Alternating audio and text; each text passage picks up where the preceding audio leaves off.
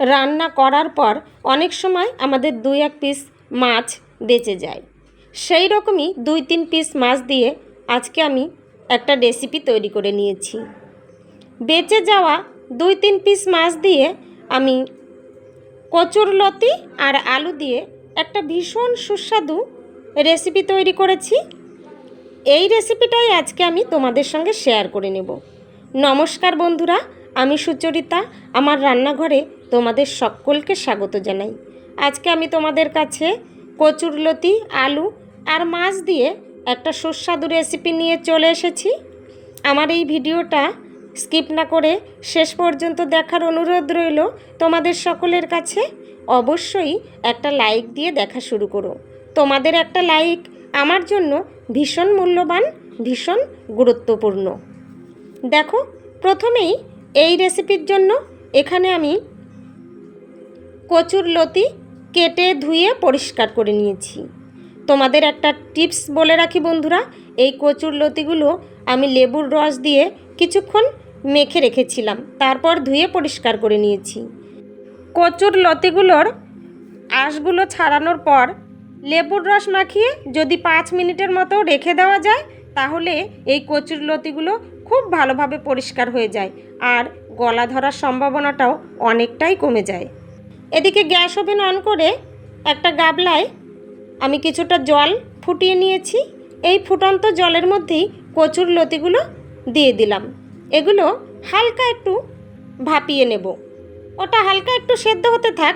এদিকে দেখো, আমি পেঁয়াজ কুচি নিয়েছি একটা মিডিয়াম সাইজের, কতগুলো রসুনের কোয়া থেতো করে নিয়েছি, একটা টমেটো কুচি করে নিয়েছি আর কাঁচা লঙ্কা চেরা নিয়েছি পরিমাণ মতো।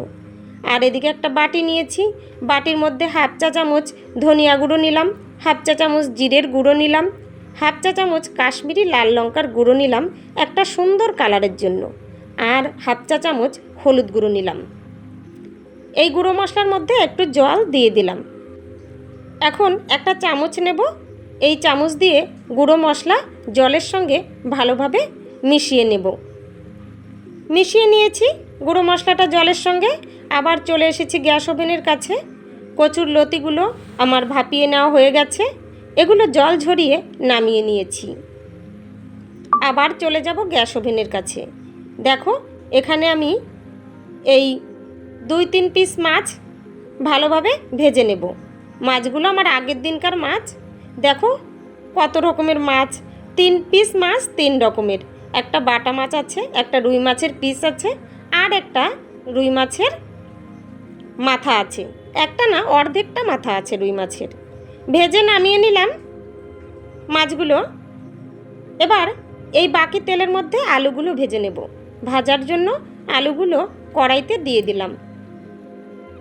এই আলু ভাজার সময় এর মধ্যে একটু লবণ দিলাম আর একটু হলুদ গুঁড়ো অ্যাড করে দিলাম। একটু নেড়েচেড়ে নেব। লবণ আর হলুদের সঙ্গে আলুগুলো খুব ভালোভাবে মিশিয়ে নেব। আলুগুলো এখানে আমি হালকা লাল করে ভেজে নেব। প্রত্যেক দিনের মতো আজকে আবারও একটু তোমাদের মনে করিয়ে দিই বন্ধুরা, তোমরা যে সমস্ত বন্ধুরা আমার এই ভিডিওটা দেখছো অথচ একটা লাইক দিতে ভুলে গেছো, তোমাদের কাছে অনুরোধ রইল প্লিজ একটা লাইক দিয়ে ভিডিওটা কন্টিনিউ করো তোমরা। এখানে দেখো আলুগুলো আমি ভেজে নামিয়ে নিলাম। এখন এই বাকি তেলের মধ্যেই আরও একটু সর্ষের তেল অ্যাড করে দিলাম। দেখো এখানে আরও একটু সর্ষের তেল অ্যাড করে দিয়েছি। তেল গরম হয়ে গেছে। এই তেলের মধ্যেই ফোড়ন দিয়ে দিলাম অল্প পরিমাণে গোটা জিরে, আর দিলাম একটা শুকনো লঙ্কা। একটু নেড়েচেড়ে নেব। ফোড়নটা 10-15 সেকেন্ডের মতো ভেজে নিয়েছি। এখন এর মধ্যে পেঁয়াজ কুচি অ্যাড করে দিলাম। পেঁয়াজগুলো আমি খুব ছোট করে কুচিয়ে নিয়েছিলাম, সেগুলোই অ্যাড করে দিয়েছি। পেঁয়াজ কুচি দিয়ে একটু নেড়েচেড়ে নেব। এই পর্যায়ে এর মধ্যে কতকগুলো রসুনের কোয়া থেতো করে রেখেছিলাম সেগুলো দিয়ে দিলাম। রসুনের কোয়াগুলো দিয়ে আবার একটু নেড়েচেড়ে নেব। এখন এই পেঁয়াজ আর রসুন হালকা ব্রাউন কালার করে ভেজে নেব। দেখো এখানে একটু নেড়েচেড়ে হালকা ব্রাউন কালার করে ভেজে নিয়েছি। এখন এর মধ্যে চেরা কাঁচা লঙ্কা অ্যাড করে দিলাম। লঙ্কার পরিমাণটা তোমরা তোমাদের পছন্দ মতো নেবে। যেমন ঝাল খেতে পছন্দ করো সেই হিসাবে লঙ্কা দেবে। কাঁচা লঙ্কাগুলো দিয়ে আবারও একটু নেড়েচেড়ে নিলাম। এখানে এই সব কিছু হালকা ভেজে নেব। দেখো এখানে এই সব কিছু হালকা ভেজে নিয়েছি। এখন এর মধ্যেই যে গুঁড়ো মশলা গুলে রেখেছিলাম সেটা অ্যাড করে দিলাম। আবারও একটু নেড়েচেড়ে নেব, সব কিছু একসঙ্গে মিশিয়ে নেব। গ্যাসের ফ্লেম লো টু মিডিয়ামে রেখেছি। লো টু মিডিয়ামে রেখে এই মশলা কষিয়ে নেব যতক্ষণ না এর থেকে তেল ছেড়ে দিচ্ছে। দেখো মশলার থেকে তেল ছেড়ে দিয়েছে। খুব ভালোভাবে মশলাটা কষিয়ে নিয়ে এর মধ্যেই ভেজে রাখা আলুগুলো অ্যাড করে দিয়েছি। আলু দিয়ে আবারও একটু নেড়েচেড়ে নিলাম।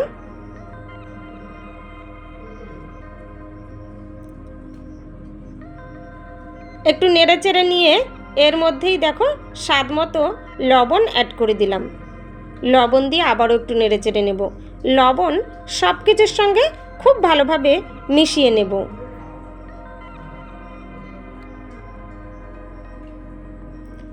গ্যাসের ফ্লেম মিডিয়ামে রেখে ঢাকনা দিয়ে ঢেকে দিলাম। 4-5 মিনিট পর ঢাকনা তুলে একটু নেড়েচেড়ে নেব। আমার এই রেসিপিটা যদি তোমাদের ভালো লাগে বন্ধুরা, তাহলে একটা লাইক দিয়ে ভিডিওটা শেষ পর্যন্ত দেখো। তোমরা রেসিপিটা কেমন লাগলো সেটা কমেন্ট বক্সে কমেন্ট করে জানিও। দেখো একটু নেড়েচেড়ে নিয়ে আবার ঢাকনা দিয়ে ঢেকে দিলাম। আবারও 4-5 মিনিট পর ঢাকনা তুলে দিয়েছি। এইভাবে 10-12 মিনিটের মতো আমি মশলার সঙ্গে আলুগুলো খুব ভালোভাবে কষিয়ে নিয়েছি। এই কষানোর সময় আলু 80%-এর মতো সেদ্ধ হয়ে গেছে। দেখো তোমাদের একটু দেখিয়ে দিলাম। কিছুক্ষণ নাড়াচাড়া করে নেব। দেখো এখানে আলুগুলো আমি 80%-এর মতো সেদ্ধ করে নিয়েছি। আবারও কিছুক্ষণ নেড়েচেড়ে নিয়ে এর মধ্যে আমি সেদ্ধ করে রাখা কচুর লতিগুলো অ্যাড করে দেব। দেখো এখানে সেদ্ধ করে রাখা কচুর লতিগুলো অ্যাড করে দিলাম। কচুর লতি অ্যাড করে দিয়ে একটু নেড়েচেড়ে নেব। এই কচুর লতি সব কিছুর সঙ্গে খুব ভালোভাবে মিশিয়ে নেব। এই লতি দেওয়ার পরে আমি আবারও কিছুক্ষণ কষিয়ে নেব। আমার এই রেসিপিটা যদি তোমাদের খুব ভালো লাগে বন্ধুরা, তাহলে তোমাদের বন্ধুদের সঙ্গে অবশ্যই ভিডিওটা একটু শেয়ার করে দিও। এই সময় গ্যাসের ফ্লেম মিডিয়ামে রাখতে হবে, না হলে তলায় লেগে যেতে পারে। গ্যাসের ফ্লেম মিডিয়ামে রেখে কচুর লতি আলু একসঙ্গে বেশ কিছুটা সময় নিয়ে কষিয়ে নেব। দেখো এখানে সব কিছু একসঙ্গে খুব ভালোভাবে কষিয়ে নিয়েছি। এবার এর মধ্যে ভেজে রাখা মাছের পিসগুলো অ্যাড করে দেব। দেখো বন্ধুরা এখানে আমি ভেজে রাখা মাছগুলো অ্যাড করে দিলাম। মাছ অ্যাড করে দিয়ে আবারও একটু নেড়েচেড়ে নেব। মাছের পিসগুলো সব কিছুর সঙ্গে একটু মিশিয়ে নেব। এই সময় এই মাছের পিসগুলো দিয়েছি, সেই জন্য এর মধ্যে মশলাটা খুব ভালোভাবে প্রবেশ করবে। তবে তোমরা ঝোলের মধ্যেই মাছগুলো অ্যাড করে দিতে পারো, তাতে কোনো অসুবিধা নেই। তবে এইভাবে মাছ অ্যাড করে দিয়ে একটু নেড়েচেড়ে নিলে রান্নার স্বাদটা অনেকটাই বেড়ে যায়। এখন এর মধ্যে দেখো একটা মিডিয়াম সাইজের টমেটো কুচি অ্যাড করে দিয়েছি। এই টমেটো আমি আগে দিইনি, আগে দিলে রান্নাটা একটু বেশি টক হয়ে যেত, সেই জন্য আমি এখন দিলাম। সব কিছু একসঙ্গে কিছুক্ষণ নেড়েচেড়ে নিয়ে এর মধ্যেই পরিমাণ মতো উষ্ণ গরম জল অ্যাড করে দিলাম। জলের পরিমাণটা তোমরা তোমাদের পছন্দ মতো নেবে, যেমন ঝোল রাখতে চাও সেই হিসাবে জল দেবে। তবে আমি এই রান্নাটা একটু মাখো মাখো করব, সেই হিসাবেই জলটা দিয়ে দিলাম। সামান্য একটু চিনি অ্যাড করে দিলাম, এতে স্বাদের ব্যালেন্সটা ঠিকমতো আসবে। তবে এটা অপশনাল, তোমাদের যদি পছন্দ না হয় তাহলে দেওয়ার দরকার নেই। জল দিয়ে একটু নেড়েচেড়ে নিলাম। গ্যাসের ফ্লেম বাড়িয়ে দিয়ে 2-3 মিনিটের মতো রান্না করে নিয়েছি। তারপরে গ্যাসের ফ্লেম মিডিয়ামে করে ঢাকনা দিয়ে ঢেকে 5-6 মিনিটের মতো রান্না করে নিয়ে ঢাকনা আবার তুলে দিয়েছি। একটু নেড়ে চেড়ে নেব। রান্নাটা আমার এখানে রেডি হয়ে গেছে। আলু কচুরলতি খুব ভালোভাবে সেদ্ধ হয়ে গেছে। রান্নাটা এখানে আমার একদম রেডি হয়ে গেছে। এবার এটা নামিয়ে নেব।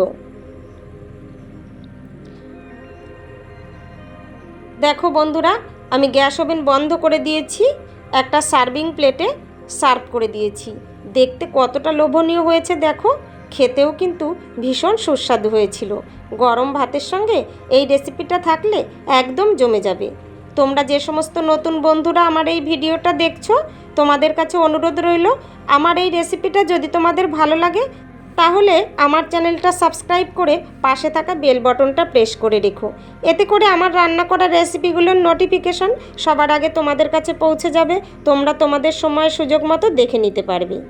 অনেক ধন্যবাদ বন্ধুরা আমার এই ভিডিওটা শেষ পর্যন্ত দেখার জন্য, আমার পাশে থাকার জন্য। আজকের মতো এখানেই শেষ করছি। আবার চলে আসবো তোমাদের কাছে অন্য আরেকটা নতুন রেসিপি নিয়ে। ততক্ষণের জন্য তোমরা সবাই ভালো থেকো, সুস্থ থেকো।